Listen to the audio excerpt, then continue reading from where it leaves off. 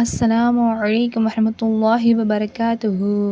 இன்று நாம் இந்த வீடியோவில் பார்க்க இருப்பது குர்ஆனின் 113வது சூறாவான சூரத்துல் ஃபலக்.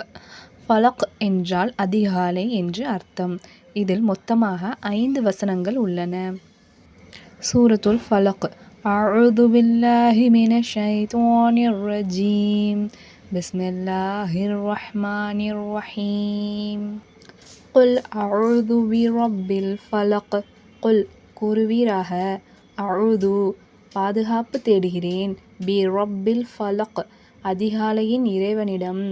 நபியே, நீர் கூறுவீராக, அதிகாலையின் இறைவனிடம் நான் பாதுகாப்பு தேடுகிறேன்.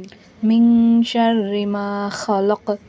மின் ஷர்ரி தீங்கை விட்டும், மா எவற்றை, ஹலக் படைத்தான், அல்லாஹ் படைத்தவற்றின் தீங்கை விட்டும். இதில் அல்லாஹ் சுப்ஹானஹு தஆலாவின் படைப்பினங்களான மனிதர்கள், ஜின்கள், விலங்குகள், ஏனைய அனைத்து படைப்புகளும் உள்ளடங்கும்.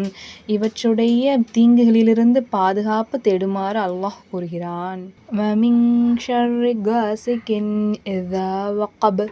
வ மின் ஷர்ரி இன்னும் தீங்கை விட்டும், காசிகின் இரவின், இதா வகப் இருள் படரும் போது, அனைத்தையும் மறைத்துக் கொள்ளும் இருண்ட இருளின் தீங்கை விட்டும் பாதுகாப்பு தேடுகிறேன். இரவின் இருளில்தான் பல ஷைத்தான்களும் ஆபத்தான விலங்குகளும் பூச்சிகளும் அதிகமாக வருகின்றன.